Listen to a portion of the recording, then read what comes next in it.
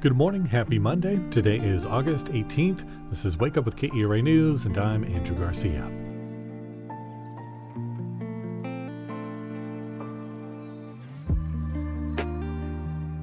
A heat advisory continues through this evening for much of the region. Highs are going to be up above 100 degrees with a feels-like temperature around 107.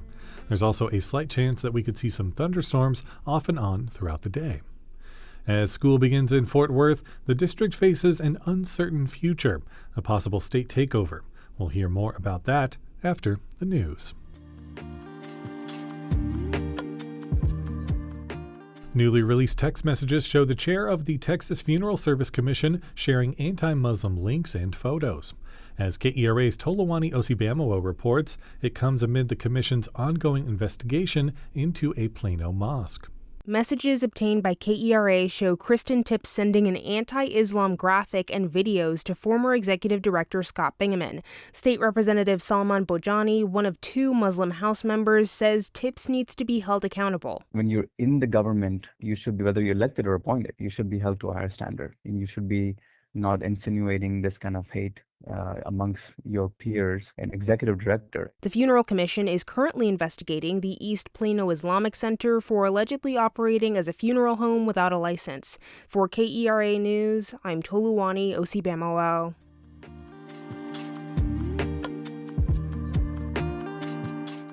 A Dallas police spokesperson says the department is not currently pursuing a partnership with federal immigration authorities.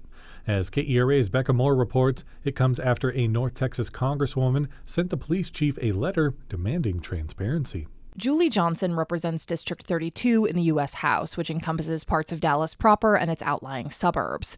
She sent Police Chief Daniel Como a letter last week demanding to know whether DPD planned to enter into a partnership with Immigration and Customs Enforcement through their 287G program. That allows ICE to collaborate with state and local law enforcement to arrest and deport immigrants. In an emailed statement Friday, a Dallas police spokesperson said the department has not entered into a 287G agreement and is not currently pursuing an agreement with ICE. The spokesperson also said Como planned to respond to Johnson's letter, but did not say whether that response would be made public. For KERA News, I'm Bekah Morr.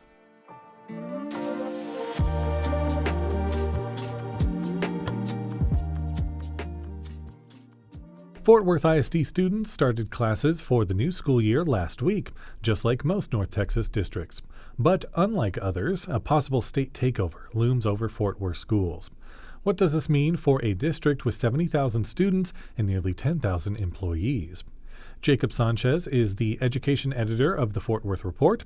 He talked with KERA's Justin Martin about what to expect this year. So, Jacob, first off, what does a state takeover mean? What are the reasons the state decides to take over a school district? A takeover means that the state education commissioner is going to remove the elected trustees from power and then appoint a new board called the Board of Managers. And that board would have all the same powers that the elected trustees have right now, and they will be tasked with running the school district. And that could even mean hiring a new superintendent. Houston ISD is the biggest example of this. Houston ISD was taken over a few years ago, and the state came in, introduced a new board of managers, brought in a new superintendent, and that was it. The state is taking over, and the state is still in control of that district and will be for the next 2 years. But back here in Fort Worth, the district's fate is kind of in limbo because of one school. And that school had persistently failed. And because of those failures, the school board decided to close the school. The school was Forest Oak 6th grade, and it failed for 5 years. Trustees closed the campus at the end of last school year as a proactive step. Now, with this process, what should Fort Worth ISD expect? Texas Education Commissioner Mike Morath is expected to visit Fort Worth schools in September. Superintendent KERA has presented to Morath Fort Worth ISD's progress and the actions her administration has taken to boost achievement since she was appointed superintendent earlier this year. And what that means is that under her administration, she's doubled instruction time for math and reading in middle schools and introduced new teaching roles to better support students. She's also introduced a literacy-focused budget, effectively, putting her money where her priorities are. And what comes after that now is Morath is going to tour the schools here and then decide on whether to replace Fort Worth ISD's elected trustees this fall. So we'll have to wait a bit longer for a decision, but correct me if I'm wrong, this seems to be a problem that has been taking place in the school district for a while. Correct. You may remember last year, Mayor Maddie Parker walked in front of the school board during a meeting and urged the school board to act and push for leadership change. At the time, the district was very stagnant academically. Other issues were bubbling, and she pinned it on the 9 elected trustees and then Superintendent Angelica Ramsey. When the mayor spoke to the trustees, she also brought a letter signed by more than 40 civic and business leaders who said they wanted to avoid a takeover similar to Houston. And just a month after the mayor spoke to the school board, they appointed Molinar as interim superintendent. And a few months after that, she was permanent superintendent. I'm curious, what are some of the steps the board and superintendent have taken to avoid a state takeover? So the district released Wednesday an early look at its A to F academic accountability ratings.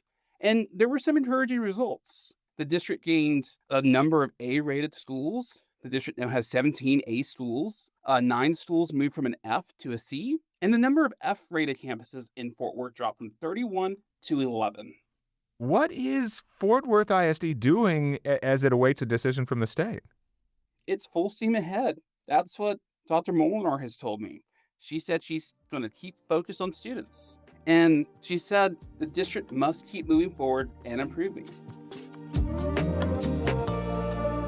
That was KERA's Justin Martin speaking with Jacob Sanchez of the Fort Worth Report.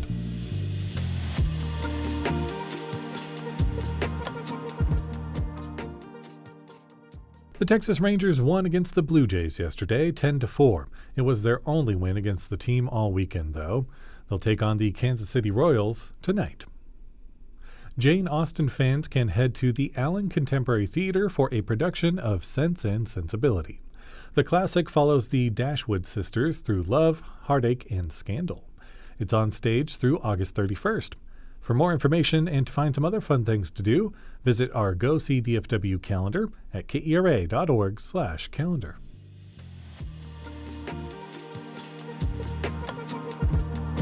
Thanks for listening to Wake Up with KERA News. I'm your host, Andrew Garcia. This show is produced by Shardae White with editing support by Bekah Morr. For more news in your inbox, visit kera.org/wakeup. That's where you can subscribe to the Wake Up with KERA News newsletter. You'll get a more in-depth look into the news with plenty of good morning vibes. Connect with us on Facebook, Instagram, and TikTok at KERATX. Start your week off right. We'll see you tomorrow.